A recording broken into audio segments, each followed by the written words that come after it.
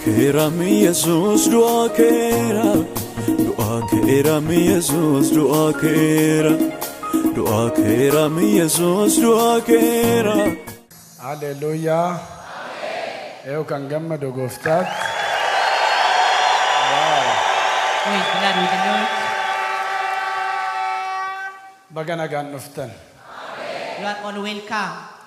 Nama simbira jirun Jesus dua kera idani. Jesus has risen. Atis wajjin kaate itti idani. And you too have risen with him. Egaa rabjuun keessanis du'aa ka'a. And today your dream shall Mul'anni rise keessanis up. du'aa ka'a. Your vision shall rise up. Wanti du'eera jettan hundinuu du'aa ka'a. Everything concerning your life that has been dead will rise up again.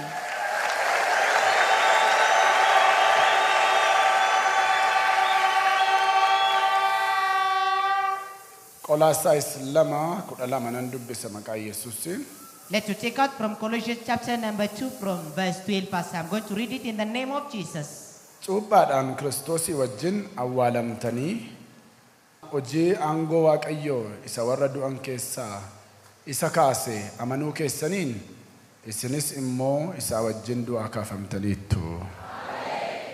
The English says, having been buried with him in baptism and raised with him through your faith in the power of God who raised him from the dead.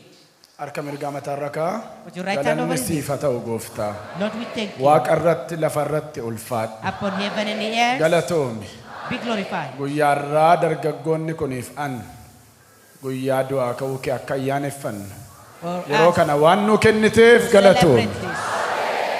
You gave Ayyaana us duwwaa miti nama baay'een this opportunity. barumsi jireenyi abjuun fayyaan Thank you wanti jalaa du'e hundinuu for you have risen. galgala kana du'aa waan ka'uuf si haa galatu. Everything related to the life Seexanniif hojiinsaa lafa jirutti haa hidhamu. that has been dead Dubbii kee nu barsiisi. and Satan be paralyzed. Maqaa Yesuusiin Ameen. And teach us your word, Lord, in the Lord, name of Ata. Jesus. Amen. You may be seated. Gooftaan isin haa eebbisu. May the Lord bless you all. Galgala kana gabaabaatti This evening, very shortly, qaama du'aa ka'uu waan jedhu walii wajjin ilaalla. Yetinsaa akaal. we will be learning from the subject entitled The Body of Resurrection.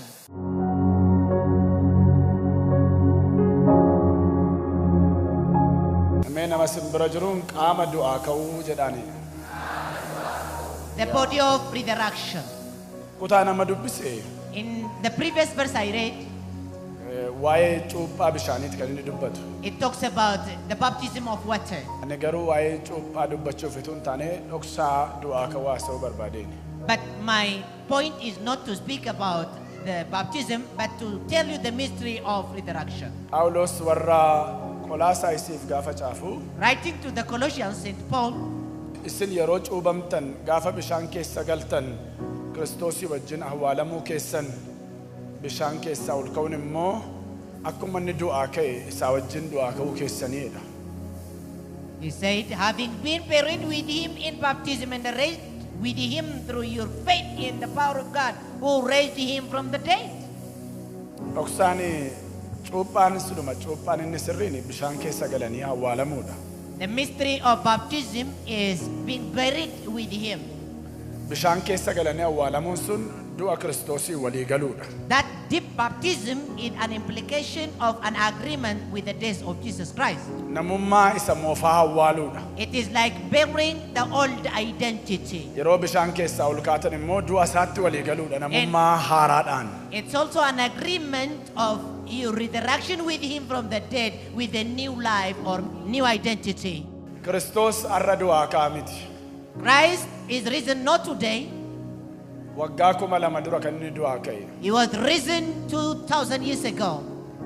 Isa duwwaa du'aa ka'e miti. Not only him, Warri isaa wajjin hojii foonii awwaalan hundinuu isaa wajjin du'aa ka'aniiru. those who are buried, the carnal mindset with him are all risen with him from the dead. Anis atis du'aa kaaneerra isaa wajjin. You and I are also risen from the dead with him. Har'a immoo ayyaana duwwaa ayyaaneffattee hin galtu. Today you will not go home only celebrating the feast or the memorial. Wanti si jalaa du'e hundumaaf du'aa ka'utu ta'a. feast, but you will take back whatever has been died of you. Roomaa 6:4-5 gaafa dubbiftan If you read from Romans chapter number 6 from 4 through 5, bishaan keessa galtanii gaafa awwaalamtan du'a isaatti dabalamuu keessan mitiiree jedha Phaawulos.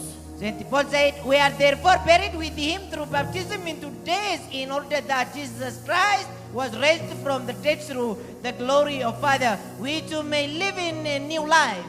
Ilaa akka jedha nuyi cuuphaadhaan du'a isaatti dabalamne isaa wajjin awwaalamneerra. Kiristoos humna isaa abbaa ulfina qabeessa warra du'an keessaa akkuma kaafame nus isaa wajjin jireenya haaraatti jiraanna.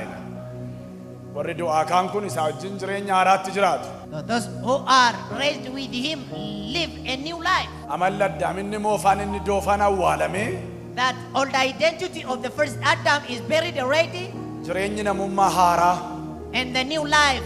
inni Phaawulos Qorontos 2:17 irratti dubbate eenyuyyuu gooftaatti yoo ta'e uumama haaraadha inni jedhe sun. Uumama haaraan, ilaalcha haaraan, jireenya haaraan isa jiraannu jechuudha. The identity that St. Paul quoted in 2 Corinthians 5:17, if any man be in Christ, he is a new creation. So that's our identity in the new creation. Mee waan sadii isinitti magalgala kana. Let me give you 3 clues this evening. Maa inni qaamni du'aa ka'u? What is the body of resurrection? Qaamni du'aa ka'e isa akkamiiti? What kind of body is resurrected? Qaamni Yesuusii wajjin du'aa ka'e The body that is risen with Christ Jesus from the dead. tokko The first yeroo hundumaa yaaddi isaa waan waaqa irraatti hidhamee jira. is heavenly minded. Nama simbira jiru Say to your neighbor, qaamni isaa wajjin du'aa ka'eedhaani. the resurrected body with Christ Jesus from the dead. Qalbiin isaa yaaddi isaa yeroo hundumaa waan waaqa irraatti hidhamee jira jedhaani. Qolaasaayis ergaa Phaawulos warra Qolaasaayisiif caafe boqonnaa 3:1-4 gaafa dubbiftan akkas jedha. Egaa Kiristoosii wajjin du'aa erga kaafamtanii wanta waaqa keessa jiru iddoo Kiristoos mirga Waaqayyoo taa'ee jiru barbaadaa malee yaada keessan wanta lafarra jirutti hin hidhinaa. Isin duutaniittu jireenyi keessan Kiristoosii wajjin Waaqayyoon keessa dhokateera. Kiristoos inni jireenya nuuf ta'e yommuu mul'atu isinis immoo isaa wajjin ulfinaan mul'achuudhaaf jirtu jedha. You know, the resurrected body with Christ is the heavenly minded. That is why St. Paul, writing to Colossians, in Colossians chapter number 3, from 1 through 4, says, since then you have been raised with Christ, set your hearts on things above, where Christ is seated at the right hand of God. Set your minds on things above, not on earthly things. For you died, and your life is now hidden with Christ in God. When Christ, who is your life, appears, then you also will appear with him in glory. Waan isinitti hima. Let me tell you something. Kiristaanni Kiristoos Yesuusii wajjin du'aa ka'e The risen Christian with Christ Jesus from the dead yeroo hundumaa garaansaa yaadni isaa waan waaqa irraatti hidhamee jira malee waan lafa irraatti hidhamee hin jiru. is always heavenly things minded. Biyya lafaa keessa jiraanne malee nu kan biyya lafaa miti. Because we are living in the world and we are not of the world. Akka namaatti hin barannaa, hin nagannaa, hin qonnaa, hin hojjennaa, foon keenya waan barbaachisu hin fiinnaa, garuu garaan keenyaaf yaadni keenya waan lafa irraatti hidhamee hin jiru. We may run our education as a earthly body, we may run our business, but our mind is not stick to the earthly things, but to the heavenly things. Yaadni keenya qalbiin keenya yeroo hundumaa isa waaqa irraatti hidhamee jira.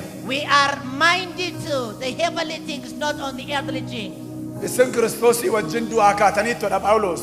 St. Paul said, you are risen with Christ Jesus from the dead, Jireenyi keessan isa keessa dhokatee jira. and your life is hidden in him. Erga isaa wajjin du'aa kaatanii And if you are risen with him from the dead, qalbii keessan yaada keessan isa mirga Waaqayyoo taa'ee jirutti hidhaa malee set your mind upon the heaven waan lafa irraatti hin hidhinaa. and not on things on the earth. Qaamni isaa wajjin du'aa ka'ee The resurrected body with Christ Jesus already biyya lafaaf du'eera. is already dead for the earthly things. Alalummaan keessaa du'eera. No fornication in him, Xuraa'ummaan keessaa du'eera. no idolatry in him, Kajeellaamaan keessaa du'eera. no jealousy in him, Sassatinni waaqa tolfamaatti lakkaamu keessaa du'eera. no idolatry or worshipping idol in him. Wanti yaada namaa lafatti dhu'u Whatever is thinking, alalummaadhaa, sticking must Raammaadha, gadhiisiidha, sassata isa waaqa tolfamaatti lakkaa'amudha. Qaamni du'aa ka'e inni kun keessaa du'eera waan ta'eef fooniin biyya lafaarra yoo jiraate iyyuu qalbii fi yaadi isaa mirga waaqayyoo jira. whatever it is powerful to drag man's head to the earthly things or earthly mind, it is like jealousy, like hypocrisy, and things like this. But the body that is resurrected with Jesus Christ is heavenly minded always. Namni immoo And a man lafa yaadni isaa jiru jira. is stick to where his thought is. Garaan namaa lafa yaadni isaa itti hidhamee jiru sana jira. The head of man is where his thought is. Akka jedhu seenaa baraa isa duraa 28 That is why the Bible says in 1 Chronicles 28, lakkoofsa 9 verse 9, akka jedha. it says, Meena duuka dubbisaa. can you read it with me? Yaa Salamoon yaa ilma koo. Waaqayyoon abbaan kee waaqessu. Garaan nama hundumaa qoree waan ilaaluuf wanta yaadi namaatti hidhamee jiru hundumaas waan hubatuuf gooftummaa isaa beeki. Garaa guutuudhaan fedha guutuudhaan isaaf hojjedhu.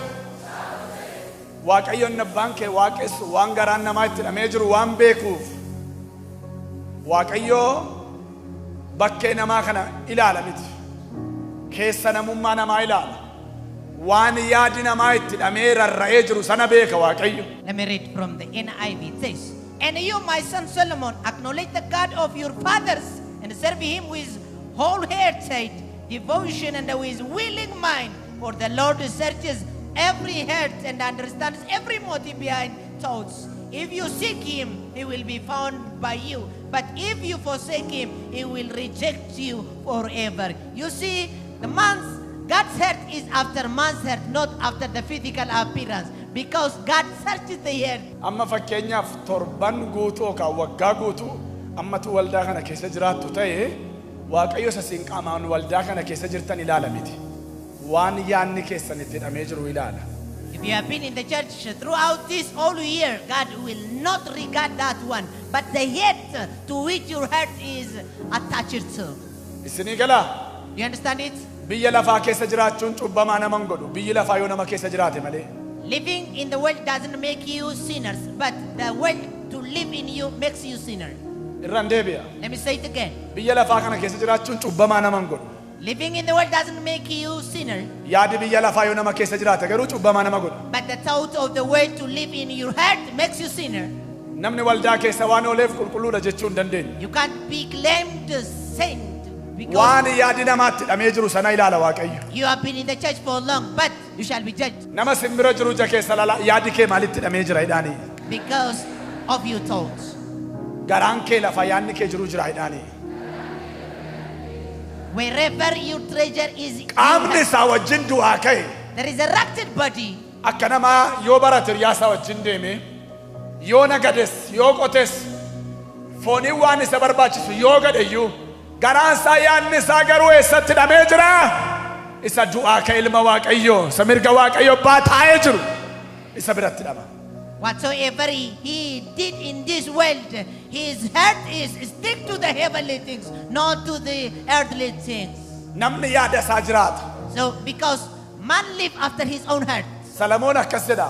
and King Solomon said, Namni bishaan keessa gaafa ilaalu akka isa mul'isu yaadi namaa abbaa mul'isedha. as a water reflected the same person or his image, so that his thought reflects his identity. Jireenyi kee yaada si keessaa fakkaata. So your life reflects your thought. Kiristoos ganaa du'aa ka'aa miti du'aa kee mirga Waaqayyoo jira. Christ is not about to be resurrected yet, he is already risen. Har'a waa'ee Kiristoos miti yoo du'aan kaane ta'e du'aa ka'e ati isaa wajjin har'a. And the matter is not about the resurrection of Jesus Christ, because he's already Isaa risen. wajjin inni du'aa ka'e immoo But if you are risen with him from yaadi the isaa waan lafarratti hidhamee hin jiru. dead, let your thought be set on Waa'ee biiftuu kana gajjallaatti hidhamee hin jiru yaadi isaa. things above, not things on Yaadi isaa isa oliitti hidhamee jira. the earth, not under the sun. Maqaa Yesuus ilma Waaqayyootiin galgala kana yaadi keessii fayyadamu. May Fannoo irratti mirga Waaqayyoo baatti sii faydamu. May your mind be set on things above, that is at the right hand of God the Father, on His majesty. Lammaffaa The second, qaamni du'aa ka'e the resurrected body abbaan argetti hin bu'u is untouchable for everyone, yookaan abbaan argetti hin rarra'u. is not exposed for all. Mee sagalee akkasinii galuuf sagalee tokko hin dubbisa. Just for the explanation of this, let me give you a verse. Wangeela Yohaannis boqonnaa 20:16-17. Let you take out from John's Gospel chapter number 20 from 16 through 17. Mee warri na dhagaa jirtan. How many of you are listening to me? Yemmus Yesuus Maariyaam isheedhaan jedhe. Isheen immoo gara isaatti garagaltee afaan Ibraayisxiitiin rubboon ittiin jette. Kana jechuun barsiisaa jechuudha. Yesuus immoo anaan hin qabin, anammayyuu gara abbaatti ol hin baane, gara obboloota kee dhaqi. Maal hin ta'in? Nan qabin. Mee nama simbira jiru nan qabin jedhaanii. The English says, reading from the NIV, it says, Jesus said to her, Mary. She turned to him and cried out in Aramaic, Rabboni, which means teacher. Jesus said, do not hold on to me, for I have not yet returned to the Father. Go instead to my brothers and tell them, I am returning to my Father and your Father, to my God and to your God. Maariyaam Mary, bartoonni isaa his disciples, ituu gooftaan hin du'in dura before Jesus was dead, wajjin nyaatu, they were eating together. wajjin dhugu, They were drinking together. wajjin baanii galu, They were going in and coming out hin qaqqabatu, together. They were itti haasa'u. touching him. Yesuus nama dhugaadha, Waaqa dhugaadha waan ta'eef Because he was perfect man and perfect God, namummaadhaan duuka yeroo jiraatan when they were living with him in their physical body, irraa baratu barsiisaa isaaniiti waan ta'eef because he was their teacher, they were learning from him. hin qaqqabuu duuka haasa'u. They were touching, they were talking with him. Yesuus gaafa du'aa ka'ee jiru And the time Jesus was resurrected, Maariyaam dhufte. Mary came Rubbooni jetteen and she said, Rabboni, afaan Ibraayisxiitiin barsiisaa jechuudha. which is to mean in Aramaic, Akkuma teacher. galeessaa fiiddee dhufnaan nan qabin jedhe Yesuus. And Jesus said, don't hold on me. An du'aa ka'eera. I'm resurrected. Gara abbaan dhaqaa. I'm going Nan to qabin. Father. Warra akka muka bakkee keessa akka muka bakkee beektu amma muka bakkee irra jiru abbuma argee dhaqee gaaguratti fannifata. Namni kan koo ta'e irraa dhoowwu hin jiru. Have you seen the wild tree? Everyone can climb the wild tree. Yesuusii wajjin du'aa kaatee tataanaa wanti biyya lafaa wanti abbaan barbaade dhufee waa sitti fannisuu hin danda'u. Mi'aan du'aa ka'eeradha. Wanti natti rarra'u kamiyyuu natti dhufuu hin danda'udha. But Qaama if, du'aa ka'ee abbaan arge dhaqee qubatti hin dha'u. Abbaan arge dhaqee hin qaqqabu. Maaliif qaamni du'aa ka'ee qaama adda ba'edha. የትንሣኤ አካል የተለየ አካል ነው። qaamni du'aa ka'ee qaama addaati. Sagalee isaa miti. but if you are risen with Christ Jesus from the dead, you shall not be as a wild tree that everyone can climb, but you shall be separated. You shall be sanctified for the Lord. Qaamni du'aa ka'ee rakasa miti. The resurrected body is not a cheap. Wudd ነው. It is very Gati expensive, jabeessa. precious, Adda baadha. separated. Wanta sagal abbaan arge dhaqee ittiin dha'uu harkaan qabuu hin danda'u. Everyone cannot touch it. Phaawulos akkas jedha. And St. Paul said Lammaffaa Xiimotewos in 2 Timothy, 2:20 kaaftanii gaafa dubbiftan. if you read from chapter number 2 from verse 20, Mana tokko keessa jedha said, qodaa bifa lama jira jedha. in a large house there are articles not only for gold. Kaan warqeef meetiirraa kan hojjetamedha. Some are made from gold and the silver, Kaan immoo supheedhaa fi mukarraa kan hojjetamedha jedha. and some are made from wood and clay. Mana tokko keessadha, mana lama miti. In the same house, Kaan qodaa salphinaateedha. one is for vessel of glory, Kaan immoo qodaa and ulfinaateedha. the other is for the shame. Inni of qulleesse jallinatti xuraa'ummaatti inni of qulleesse jedha qodaa ulfinaateedha. He that has sanctified himself is a noble, Hin adda ba'ee gooftaa isaaf jiraata. that who separated Hin himself adda ba'ee qullaa'e and lived for his Lord. qodaa ulfinaatiin. He is claimed to the noble. Haleluuyaa. Hallelujah. Inni Yesuusii wajjin du'aa ka'e qodaa ulfinaatiin. The resurrected Qaama body ulfinaatiin. is the noble body. It is Qodaa the, dhimma baasu. the glorious, Yookaan qaama dhimma baasudha the inni. precious, the purposeful and the useful body.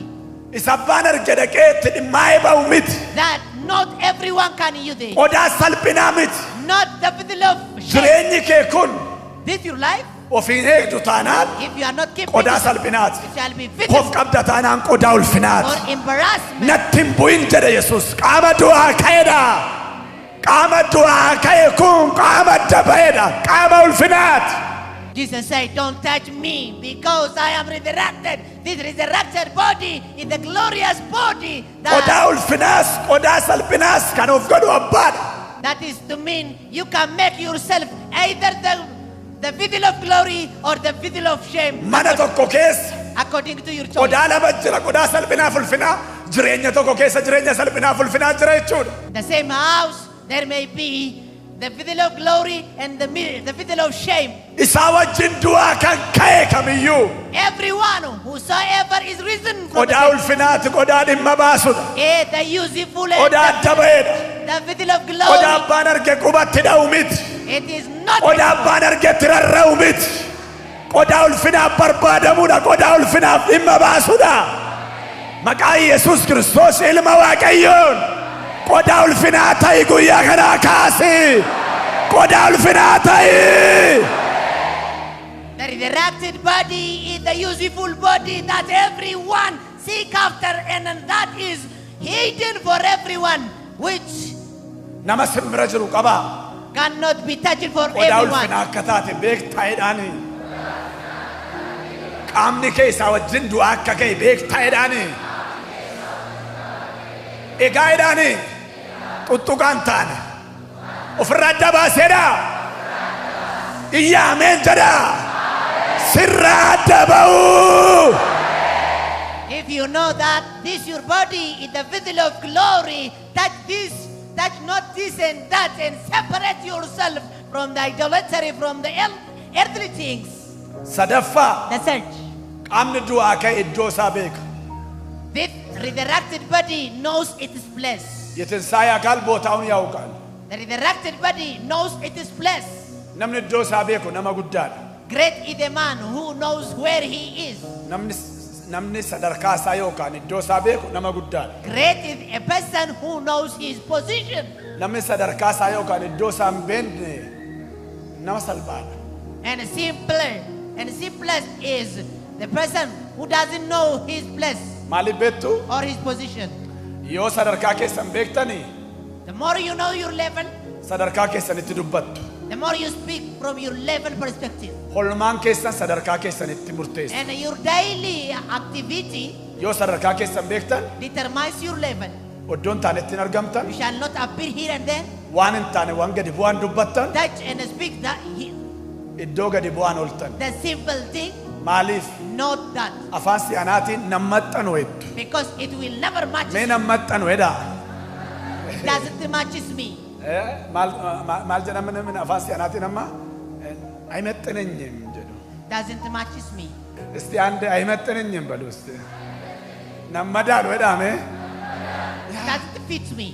namni sadarkaa isaa gaafa beeku The time you know your level, namni sadarkaa isaa gaafa beeku the time a person knows his level, sadarkaa isaatti dubbata he shall speak sadarkaa isaatti jiraata from his level, iddoo sadarkaa isaa oola lives from his level. fakkeenya sinii kenna Let me give you an example. mootiin biyya bulchu tokko A king, ilmi isaa his son, ituu dhaqee safara caatiitti argama ta'e had he appeared in the attam nama qaaneessa chewing chat, meenatti maa attam nama qaaneessan jedhe addicted in chat, ilma mootii iyyuu dhiisaati what an embarrassment is it? namootuma beekamaa ta'anii qabeenya qaban yookaan egaa nullee gaamma minda'uun gaaffissin gaafadha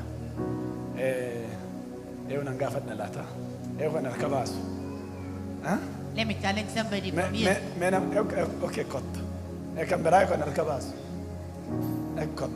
kottatis come on kottatis fayyaa ta'a come on ata'ee nama guddaadha kanatti jettu nama akkamiiti nama jireenya isaa eeggatu iddoo salphinaa kan hin dhaabbanne. nama jireenya isaa eeggatu iddoo salphinaa kan hin ijaajjine. Okay? Atoo.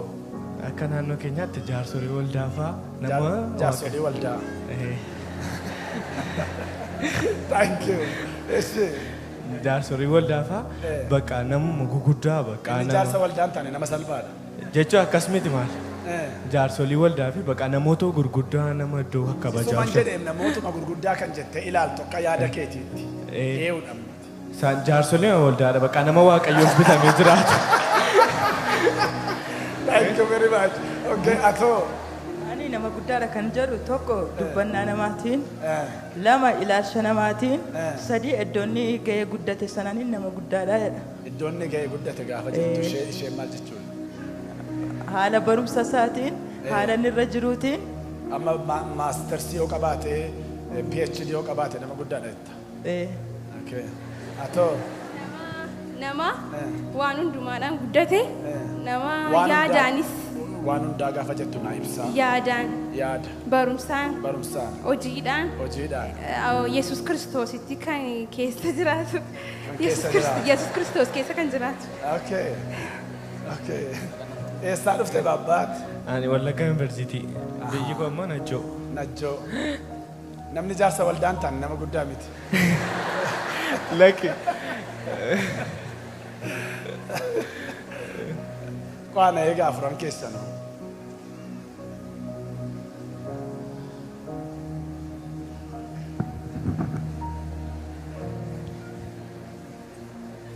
Nama meeqa isaan gamme? Nama afur. Kama. Ati shan keessaa afur argatte. Kan kennimu. Ata waa asirratti hima. Bayeessaa. That's Amma good. namni abaluu nama guddaadha kan jedhu qabeenya faa ilaala miti. Sobammoo dhugaadha. Sadarkaa barumsaa akkuma jarri dubbatan ilaala. Abaluu sanyii warra beekamoo akkasiiti warra guddaadhaan jarreedha. Nan sobee kun madaalli namaati. Man's point Kun of madaalli waaqayyooti immoo madaalli namaati. Madaalli namaati. man's point of leveling the level of Nama mankind guddaadha garuu kan nama jechisiisu. maybe depend on different things. Namichi yoo namooma qabaatedha. Namooma sinii galaa lafee namaa yoo qabaate. Sinii galaa nameenya yoo qabaate. Isa dubbatetti yoo jiraate. Isa jedhu yoo galmaan gahe. Nam akka jedhu macaafni qulqulluun yaaleewun የሚያደርግ እሱ ኃያል ነው jedha. Isa jedhe kan godhu inni gootadha jedha macaafni. Ameen jettu yaaleewun የሚያደርግ እሱ ኃያል ነው. Namni namooma qabu. Waan jedhe kan raawwatu hiyyeessa ta'uu danda'a. Wallaalaa ta'uu danda'a. Wallaalaan nama guddaa baay'eetu jira. Hiyyeessi nama guddaan baay'ee jira. Guddaan salphaanis baay'eetu jira. We may level the degree of mankind from different level or from different perspective, but the Bible says, "Great is a person that keeps his word." If you can keep your word, you are so great. Maaliif akkana hundumaa dhaqe beektu? And do you know what? Why I am Namni sadarkaa isaa beeku. saying this? Haasaan isaa eegamaadha. Whosoever knows Oolmaan his isaa eegamaadha. Jireenyi isaa eegamaadha. guarded is his Sadarkaa life, isaarraa gadi bu'uu hin barbaadu waan ta'eef. because he doesn't want to come down from his level. Qaamni du'aa ka'uu sadarkaa isaa beeka yookaan iddoo isaa beeka. There is the raptured body knows Mee his walii position. wajjin Efesiyoon boqonnaa lama. Let you read from Ephesians chapter number 2, Efesiyoon 2:5-6 dubbifna mee. from 5 through 6. Mee sagalee ol fuudhaan wajjin dubbisaa. Nu irra daddarbaa keenyaan karaa furaa du'aa taaneetuma jirru. Inni warra Kiristoosii wajjin jiraatan nu godhate. Isin ayyaana Waaqayyootiin fayyifamtaniittu. Lakkoofsa 6 sagalee ol fuudhaa dubbisaa isa kana. Karaa Kiristoos Yesuus. Isumaa wajjin du'aa nu kaasee. Isumaa wajjin bantii Waaqaa keessa iddoo nuu kennee nu teessisee. Amen. Meeyyati ameen. Eessa iddoon kee? Where is your position? Eessa iddoon kee? Where is your position? Yeet na bootaayi. Where is your position? Mirga Waaqayyoo baati iddoon kee. Right hand. Ituu mirga Waaqayyoo teessee jirtu kosii lafarraa hin fudhaanin. Ituu mirga Waaqayyoo teessee jirtu kosii lafarraa hin yaadin. Kaateetta isaa wajjin. Ol baateetta isaa wajjin. Hallelujah. You are risen with him Lola baaseenna la baradiyaa. and are sitting at the right hand of God the Father, and the same thing is there at the right hand of God the Father. Let me read that verse directly. For the coherence, let me take it from verse 4. Ephesians chapter 2:4. But because of his great love for us, God, who is rich in mercy, made us alive with Christ even when we are dead in transgressions. It is by grace you have been saved. And God raised us up with Christ and seated us with him in heavenly realms in Christ Jesus. So you are sitting in heavenly realm in Christ Jesus. Nama sibbira jiruun eessa iddoo kee bartee taa'edhaani? You know your position. Where is your position? Iddoo kee yoo beekte akkaataa iddoo keetti yaaddaa akkaataa iddoo keetti jiraatta. If you knew your position, you shall Lafarraa teessoo dhabuu dandeessa. according to your Nama position. biratti iddoo dhabuu dandeessa. Kiristoos Yesuus biratti garuu iddoo qabda. Akka dubbichaatti jiraannaan iddoon kee mirga Waaqayyo abbaati. You may not have Madaalli isa lafaa kanaan of hin madaalin. from Madaalli isa lafaa kanaan hin yaadin. Ameen. Akka ilma mootiitti jiraadhu akka intala mootiitti jiraadhu. but live Likki babootaay. Akka iddoo keetti. Akka haala keetti. Yaadi jiraadhu. live and think as Isinii you galaa want to kanaafidhaaf amma mee kanaaf amma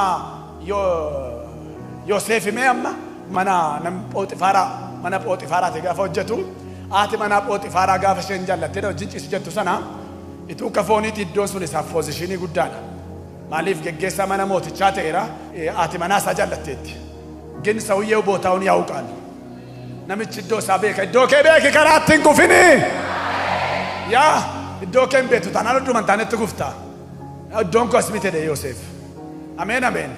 Sobaan mana hidhaa galu iyyuu malee gaaf tokko xaqilaay ministeerii biyya Gibxii akka ta'u beeka. Ameen siifa galu iddoon kee. Siifa galu haalli kee. think of Joseph when he was invited to be the ruler over all the house of Potiphar, and his Potiphar's wife wanted to lie with him. He refused because he knew his position. Know your position and live from your position perspective. Yoo iddoo kee beekte karaadhumatti hin gortu. You will never be astray. Karaadhumatti hin gortu. The time you know your position, Waan karaarraa si yaaddu. nothing will drag Iddoon you taanes back. hin ooltu. Nothing will Beekta attract you iddoo kee waan ta'eef. because you know Beekta sadarkaa kee waan ta'eef. your Akka position sanatti yaadda. your level. Akka sanatti jiraatta. You shall Eenyu galgala kana kan na dhagaa'iru. from your position. Dhiiga olichaan maayindi seetaappii kee. Calluma ittee akka narraa ba'u kan deemtu narraa ba'u kan jiraattu. Nan geeddara kana booda sammuu kee dhiiga olichaatiin. By the Nan power- geeddara yaada kee dhiiga olichaatiin.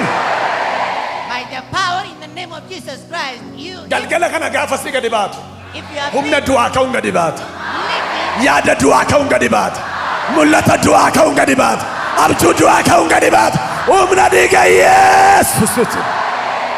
if you have been experiencing and living item, Abjuu du'aan mul'ata du'aan hin deddeebitu. you will Kana booda ilaalcha du'aan hin deddeebitu.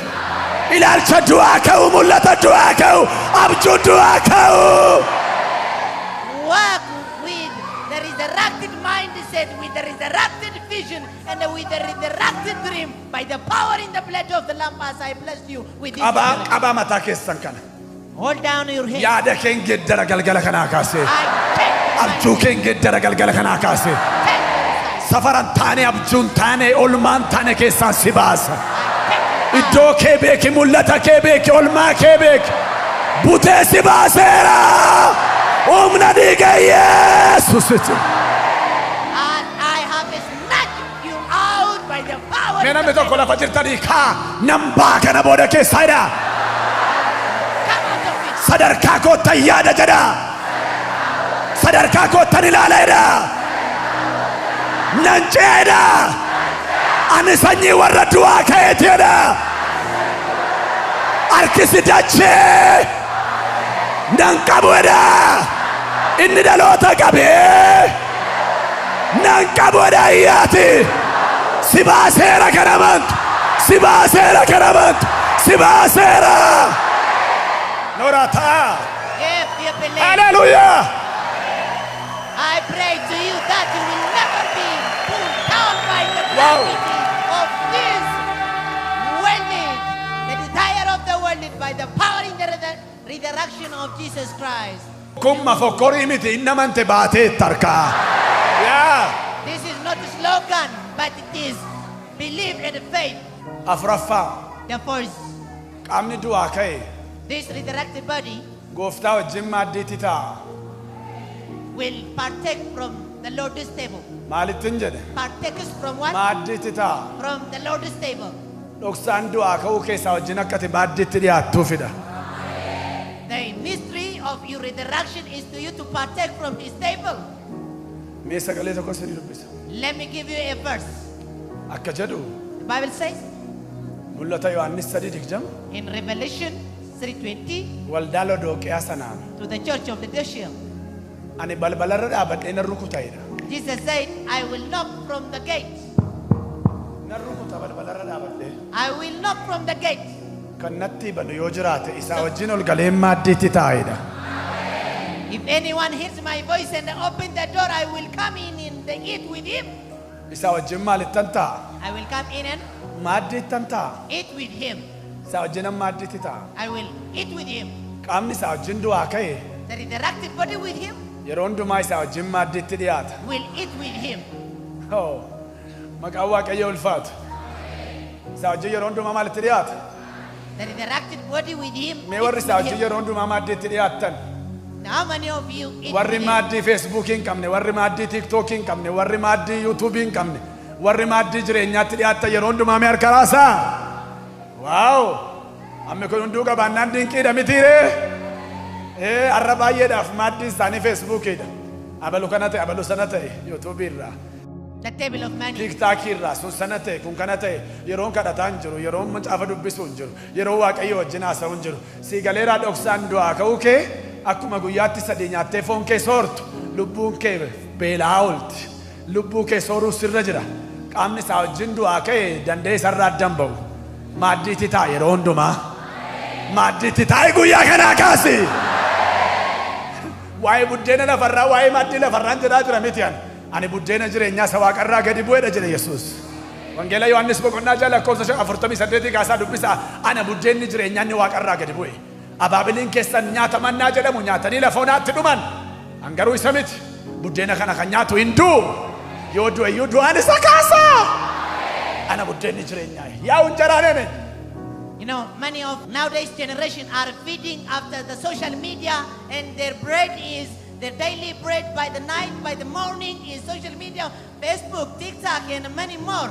But the resurrected body, his food is the bread of life. That is Jesus, because Jesus has said, I am the bread of life. Your Wow. forefathers ate from manna and they were died, but whosoever eats of me will never experience days.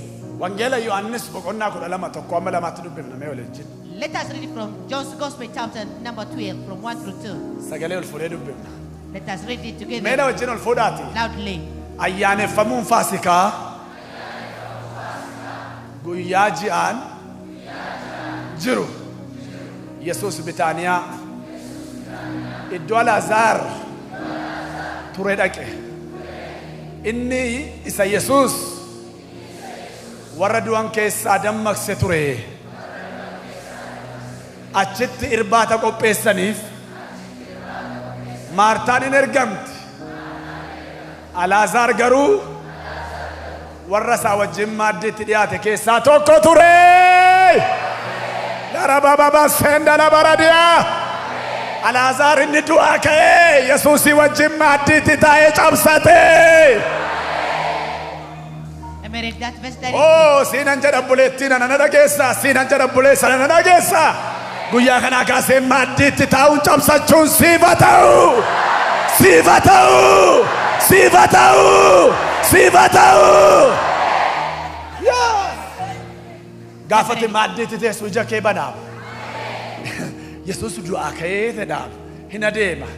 Duuka buutonni yookaan immoo kara deemtonni Emaa'oos jedha. Isaa wajjin adeemu. Ay, nama gaarii tureem. Dinqii akkasii godhee tureem lafarratti. Garuu maal godha hin du'e. Waa'ee isaa adeema waa'ee Yesuus. Inni garuu du'e hin jiru. Du'aa kee jara wajjin adeema. Amma maalidha nama akkasii ture. Jaamaa baay'ee banee dinqii baay'ee godhe garuu hin du'e. Waa'ee eenyu haasoftuu jedhe Yesuus. Jarrichi isaaniitti famee jira waan ta'eef hin barre. Ati gidduu kana Yerusaalem keessan turreedhaan waa'ee namicha qajeelaa nama Naazreeti hin dhageenye.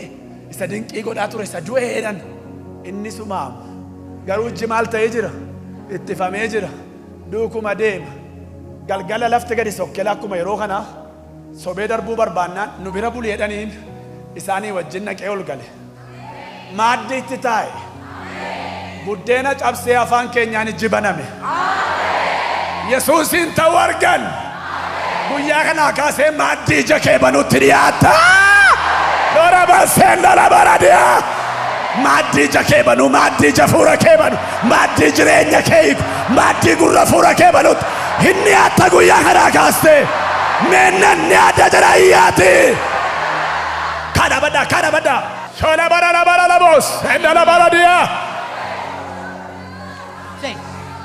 wow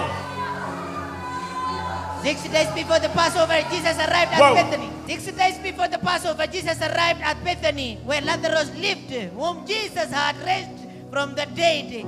Here a dinner was given in Jesus' honor. Martha served, while Lazarus was among those reclining at the table with him.